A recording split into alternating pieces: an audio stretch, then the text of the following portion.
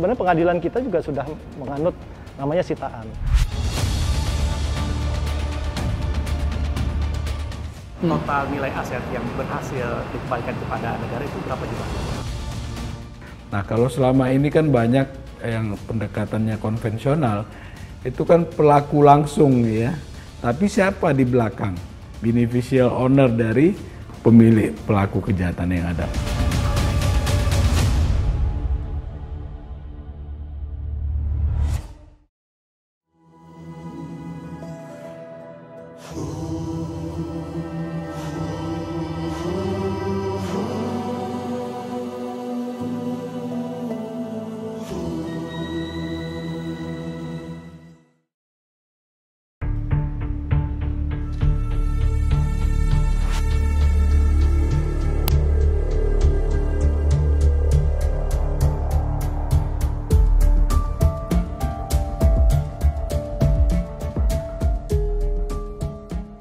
Belakangan ini pengungkapan kasus korupsi berskala besar gencar dilakukan oleh aparat penegak hukum.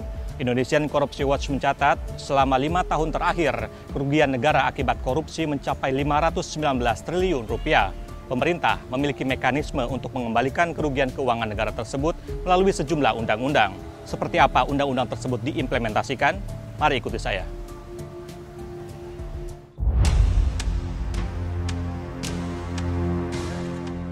Rentetan pengungkapan kasus tindak pidana korupsi oleh aparat penegak hukum mewarnai awal tahun 2025. Kasus-kasus kelas kakap satu persatu diungkap dengan barang bukti kerugian keuangan negara yang terbilang fantastis. Sebut saja kasus korupsi PT Timah yang merugikan negara sebesar 300 triliun rupiah, kasus tata kelola minyak mentah Pertamina 193 triliun rupiah, hingga kasus PT Duta Palma Group yang mencapai 104 triliun rupiah. Istilah Liga Korupsi Indonesia pun mencuat, yang menggambarkan betapa masif dan sistemiknya praktik korupsi di berbagai sektor penting. Namun di saat bersamaan, pengungkapan demi pengungkapan tersebut mengindikasikan besarnya komitmen aparat penegak hukum, baik Polri, KPK, maupun Kejaksaan terhadap upaya pemberantasan tindak pidana korupsi. Nah, penyidik kita ini juga kan pintar, ya, artinya mereka juga belajar kuliah di luar negeri dan tahu informasi di luar negeri, bagaimana penegakan hukum di luar yang memang arahnya juga sudah semakin baik, terutama korupsi, ya, kerugian-kerugian negara sudah dihitung. Keekonomian atau tindak ekonomi kita juga sudah banyak berkembang, ya, tidak tradisional jual beli biasa, ya, pengadaan biasa, tetapi juga dihitung banyak hal-hal yang mengandung ekonomi yang sebelumnya tidak dianggap bervalue, sekarang bervalue, dan inilah yang membuat semakin besar ternyata kerugian negara.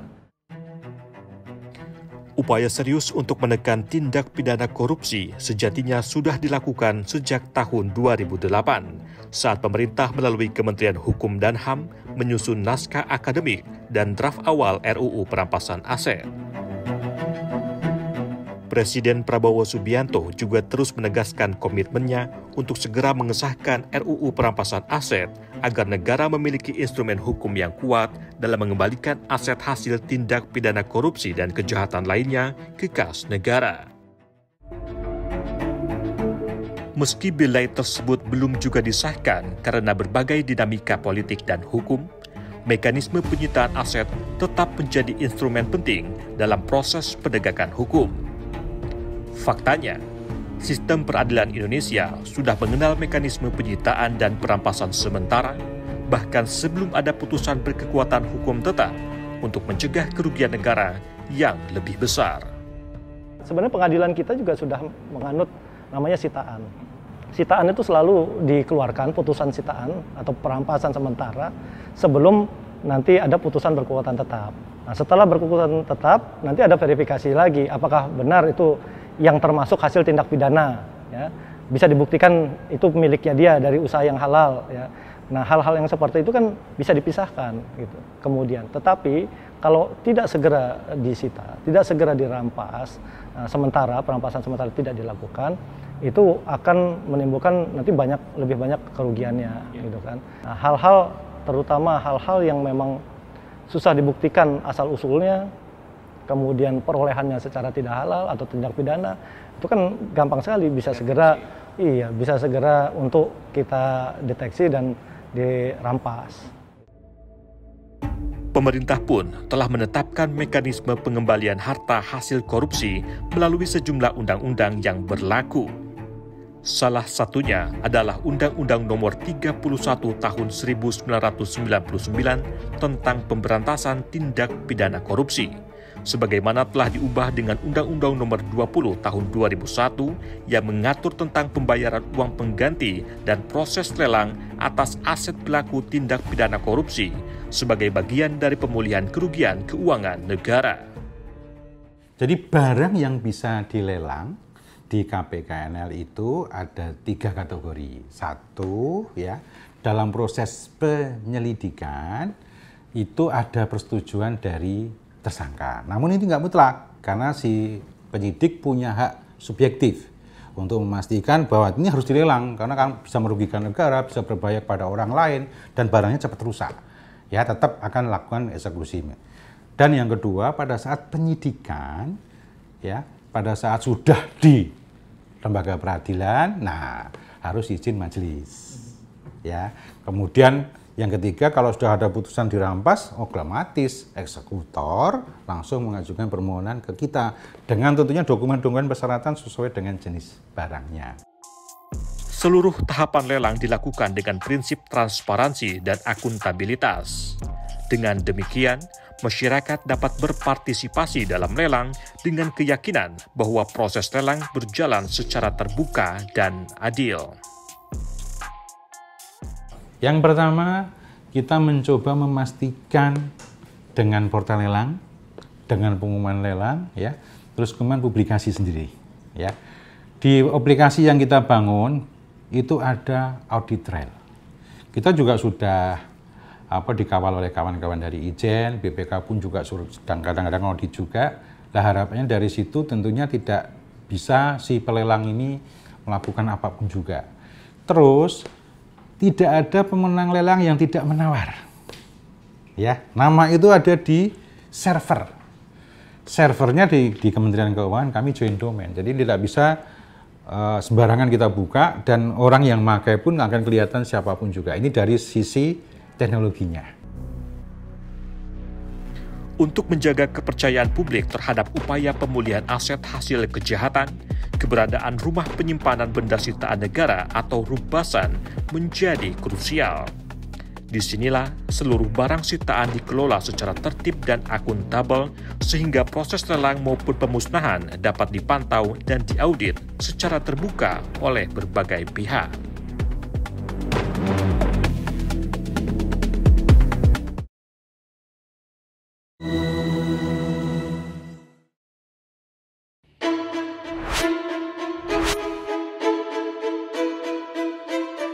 Mekanisme pengembalian aset hasil tindak pidana korupsi yang tertuang dalam Undang-Undang Nomor 31 Tahun 1999 junto Undang-Undang Nomor 20 Tahun 2001 tentang pemberantasan tindak pidana korupsi tak lepas dari berbagai tantangan.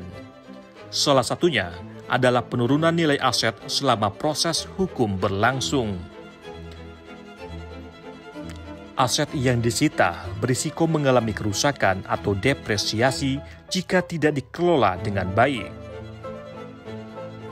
Untuk itu, negara melalui otoritas penindakan tipikor seperti Komisi Pemberantasan Korupsi KPK dan Kejaksaan Agung menitipkan barang-barang sitaan ke rumah penyimpanan benda sitaan negara rupasan yang berperan menjaga kondisi aset agar tetap layak hingga tahap pelelangan. Saya berkesempatan melihat langsung fasilitas rubasan milik KPK yang terletak di kawasan Dewi Sartika, Jakarta Timur.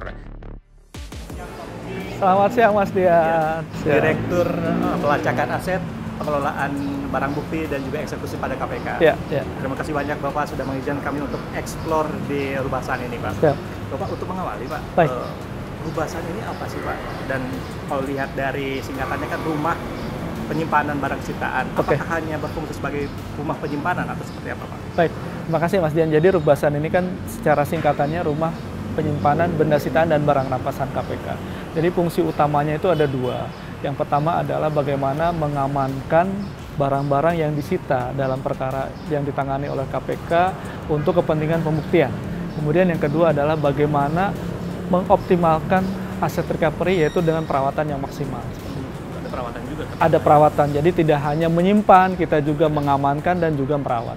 Ini tiap lantainya itu ada segmentasi khusus, Pak? Ada, ya, jadi masing-masing lantai punya segmentasi khusus. Ini kita ada di lantai dasar ini.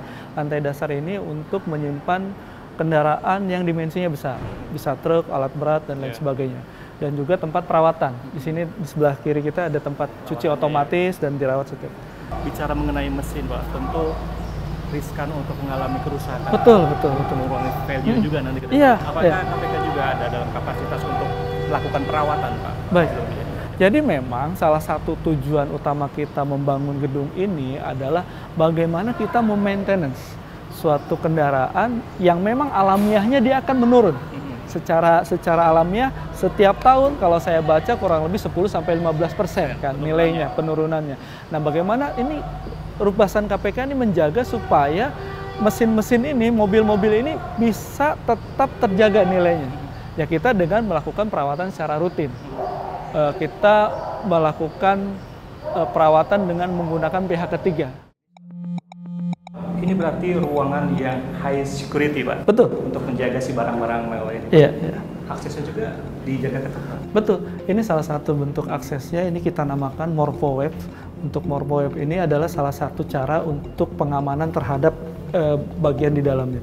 Tapi ini pun tidak hanya seperti itu, kita pun untuk membukanya membutuhkan 2 orang. Oh iya? Jadi bisa saling mengawasi. Dan tidak bisa semua orang mengakses ini. Jadi hanya yang terdaftar saja. Fingerprint atau lebih dari itu? Dia lebih dari itu. Dia semua jari di scan dan scannya sangat cepat, makanya disebut MorphoWeb. Gitu. Kita praktekkan. Ini untuk buka ini 2 orang. Oke, 1. Nah, ini 1 lagi yang terdaftar. Oke, nah ini langsung terbuka. Baru bisa dibuka? Iya. Nah, ini namanya fishbowl sebagai ruang antara, sebagai bagian dari security juga. Jadi di antara mau masuk ke ruangan sini, kita harus memasuki dua pintu ini. Dan pintu ini hanya bisa dibuka kalau pintu sana sudah tertutup.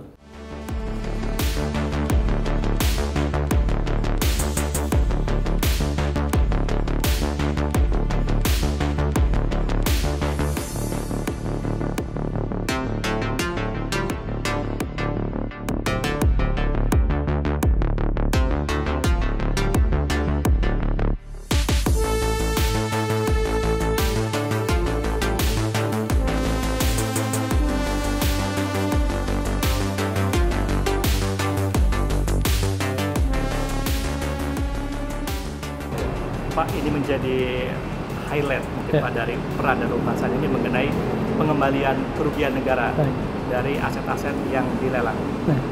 Selama tahun 2024 kemarin, total nilai aset yang berhasil dikembalikan kepada negara itu berapa juga? Kalau secara keseluruhan di tahun 2024 kita mencapai 739 miliar secara keseluruhan aset recovery. Tapi dari lelang itu sendiri kita mencapai kurang lebih 43 miliaran. Upaya untuk meningkatkan penerimaan negara melalui optimalisasi pemulihan aset atau aset recovery dan penyelamatan keuangan negara harus diperkuat dengan kualitas hasil analisis dan hasil pemeriksaan aliran dana transaksi keuangan yang akurat.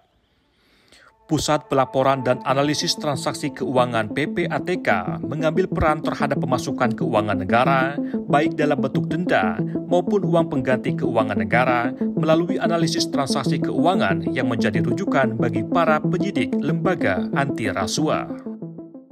Nah, laporan transaksi keuangan mencurigakan yang disampaikan kepada PPATK, PPATK analisis, setelah dianalisis, kalau ada indikasi tindak pidana pencucian uang, maka hasil analisis dan hasil pemeriksaan yang dilakukan PPATK tadi disampaikan kepada penyidik. Jadi lebih mudah penyidik di dalam melakukan proses penegakan hukum ya. Nah, kalau selama ini kan banyak yang pendekatannya konvensional, itu kan pelaku langsung ya, yang hanya didapat oleh kebanyakan gitu ya. Katakan contoh di kasus illegal logging misalnya ya, itu yang banyak ditangkap tuh kan orang-orang yang memotong kayu ya, disita alat shinso-nya, sopir truknya gitu ya. Tapi siapa di belakang? Beneficial owner dari pemilik pelaku kejahatan yang ada. Upaya pengembalian aset hasil tindak pidana korupsi kepada negara diyakini akan mencapai efektivitas yang lebih tinggi apabila RUU perampasan aset yang telah melalui proses legislasi selama lebih dari 18 tahun ini segera disahkan. Undang-undang perampasan aset sangat penting untuk memiskinkan koruptor. Misalnya kerugian negara 100 miliar, tetapi orang ini hanya menerima 2 miliar. Maka dia hanya mengembalikan 2 miliar. Loh, yang lain gimana? Ya kalau memang nggak ada yang menerima, ya hanyalah sebagai kerugian keuangan negara. Seperti itu. Nah, dengan adanya undang-undang perampasan aset ini, kita berharap ini akan lebih luas. Ya, bahwa ketika ada ya aset yang dia tidak mampu dibuktikan ya oleh pelaku korupsi, tanpa perlu dibuktikan perkaranya apa, itu bisa dirampas. Institusi penegak hukum yang juga turut menindak pidana korupsi adalah Kejaksaan. Sepanjang tahun 2024, Kejaksaan Agung tercatat berhasil menyelamatkan keuangan negara hingga 44,13 triliun rupiah dari penyitaan dan pemblokiran aset korupsi serta pemulihan aset negara hingga 1,3 triliun rupiah melalui Badan Pemulihan Aset BPA.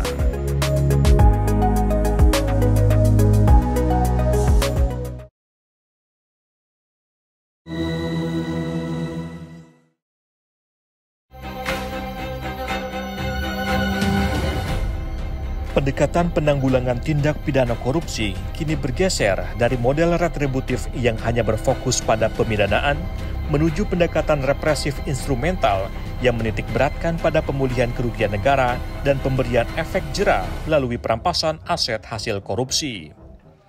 Untuk mendukung upaya tersebut, Badan Pemulihan Aset BPA dibentuk sebagai bagian dari organ struktur Korps Adiaksa, sekaligus menjadi titik sentral dalam upaya mewujudkan penegakan hukum yang berorientasi pada pemulihan keuangan serta perekonomian negara. Artinya kalau kita melakukan upaya penindakan terhadap satu tindak pidana korupsi, maka upaya pemulihannya juga harus sejalan, dan itu adalah komitmen kita, ya kan? Bagaimana bahwa penegakan hukum tipikor itu tidak hanya menghukum orang, ya, menghukum pelaku, tetapi juga bagaimana upaya pengembalian kerugian keuangan negaranya, pemulihan hak-hak negaranya, pemulihan asetnya. Nah, itu juga bisa sejalan, itu bisa balance, seimbang, sehingga bahwa di satu sisi ada pelaku yang dihukum, tetapi di sisi lain juga ada pemulihan terhadap keuangan negara itu bisa dilakukan. Berbekal peraturan Presiden PP nomor 15 tahun 2024 tentang organisasi dan tata kerja Kejaksaan Republik Indonesia, BPA hadir dengan segala tugas dan wewenangnya dalam menyelenggarakan penelusuran, perampasan, dan pengembalian aset perolehan tindak pidana dan aset lainnya kepada negara. Badan Pemulihan Aset juga menjadi elemen pendukung keberhasilan penegakan hukum kejaksaan, baik yang dilaksanakan oleh bidang tindak pidana umum maupun bidang tindak pidana khusus dalam menjaga aset hasil tindak kejahatan korupsi agar tidak mengalami depresiasi atau penurunan nilai. Selama ini atau dulu misalnya terkait dengan penanganan barang-barang sitaan, kemudian barang bukti, barang rampasan itu, nah itu kan dengan adanya Badan Pemulihan Aset akan semakin terkelola, ya, terkelola dengan baik, dan bisa dilakukan monitoring terhadap pengelolaannya, ya.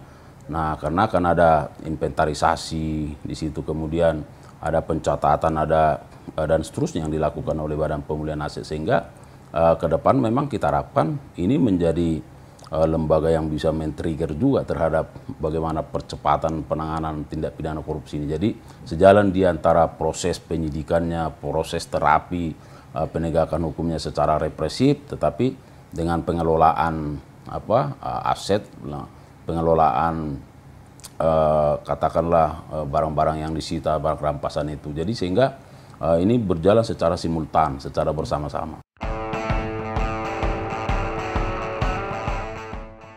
Untuk memaksimalkan perannya, Satuan Kerja BPA mengakar hingga ke tingkat kejaksaan negeri di 64 wilayah.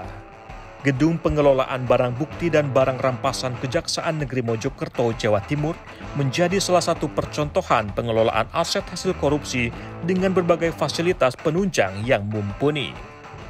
Kita mengelola titipan barang bukti berupa kendaraan bermotor, baik roda 4 maupun roda 2, yang pada saat proses untuk baik penyidikan maupun proses persidangan dititipkan di gedung barang bukti untuk kita kelola, antara lain kita pendataan, kita perawatan, dan sampai dengan pengembalian nantinya. Pengelolaan aset di gedung seluas 8.000 meter persegi ini pun dilakukan secara profesional, dirawat dengan ketelatenan oleh para pekerja terlatih, sehingga seluruh aset dipastikan dalam kondisi baik dan tidak mengalami penyusutan nilai. Proses perawatan tentunya kita akan melakukan perawatan secara berkala, terus kemudian kita lakukan pengecekan, baik terhadap mesin, terhadap kendaraan tersebut, sehingga nanti pada saat putusan, ataupun nanti putusannya apakah dikembalikan maupun putusannya dirampas, itu akan maksimal. Apabila nanti putusan pengadilan negeri menyatakan bahwa kendaraan tersebut dirampas, maka kami akan melakukan proses antara lain juga kami akan lakukan penilaian kembali kepada pejabat yang berwenang, yaitu di KPKNL. Untuk selanjutnya kami lakukan pelelangan terhadap barang bukti tersebut, kemudian uang hasil lelangnya akan kami setorkan kepada kas negara. Aset tanah juga turut menjadi salah satu objek yang paling sering disita dalam tindak pidana korupsi. Pada praktiknya, penyitaan tanah kerap terkendala status hukum seperti sengketa kepemilikan atau tumpang tindih sertifikat. Untuk itu, Kejaksaan Negeri Mojokerto dan Badan Pertanahan Nasional BPN bersinergi menelusuri legalitas tanah sitaan, memblokir sertifikat, dan mempercepat proses balik nama agar aset hasil korupsi dapat segera dieksekusi dan diserahkan ke negara. Dalam rangka pencegahan BPN bagaimana aset-aset tersangka atau aset-aset koruptor itu tidak beralih. Oleh karena itu peran BPN tidak menerima pendaftaran peralihan atas nama koruptor atau tersangka itu kepada pihak lain. Nah, oleh karena itu dilakukanlah blokir internal maupun blokir berdasarkan permohonan dari APH itu. Upaya Badan Pemulihan Aset BPA Kejaksaan Agung bersama lembaga lain terbukti efektif dalam mengembalikan kerugian negara. Sepanjang 2024, Kejaksaan Agung mencatat sebanyak 1,32 triliun rupiah berhasil dikembalikan melalui lelang, setoran tunai, dan mekanisme lainnya. Hingga pertengahan tahun 2025, jumlahnya bertambah sebesar 600 miliar rupiah. Setali tiga uang, aset rampasan tak hanya menjadi sarana penghukuman, namun juga turut menjadi mekanisme korektif untuk memperbaiki dampak struktural dan sosial yang ditimbulkan oleh tindak pidana korupsi dengan harapan menumbuhkan kembali penyelenggaraan negara yang jujur dan berintegritas.